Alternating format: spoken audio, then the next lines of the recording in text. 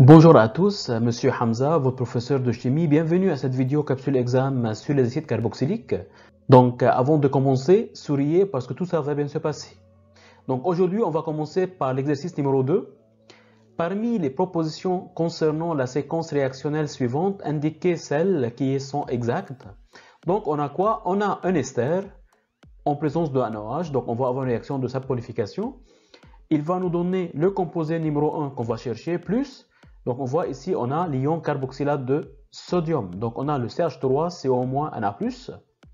Le composé 1, donc il subit une oxydation, on va avoir le composé numéro 2.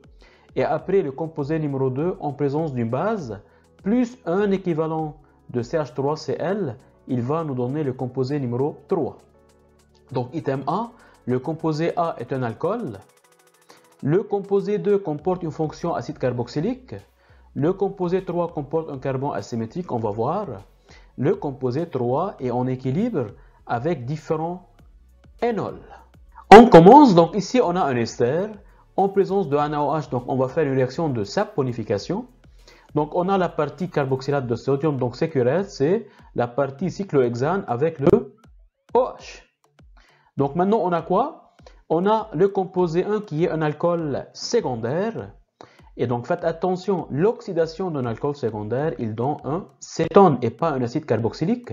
Et donc le composé 2, on va avoir le cyclohexanone. Donc ici on a une double liaison O.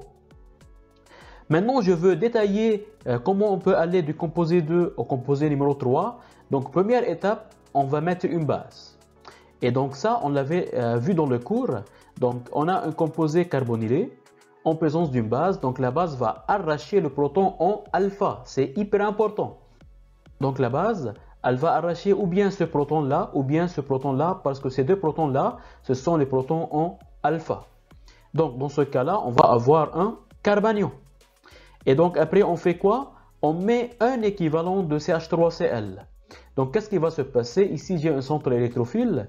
Ici, j'ai un doublé non-liant, bien sûr. Je ne l'ai pas montré ici, mais un carbanion, donc on a un doublé non-liant. Donc le doublé non-liant va attaquer le CH3 et Cl va partir. Donc c'est une réaction d'alkylation d'un composé carbonylé. Et donc on va ajouter le groupement CH3. Et regardez ici, lorsque je mets le groupement CH3, donc ici j'ai bien un carbone asymétrique. Pourquoi?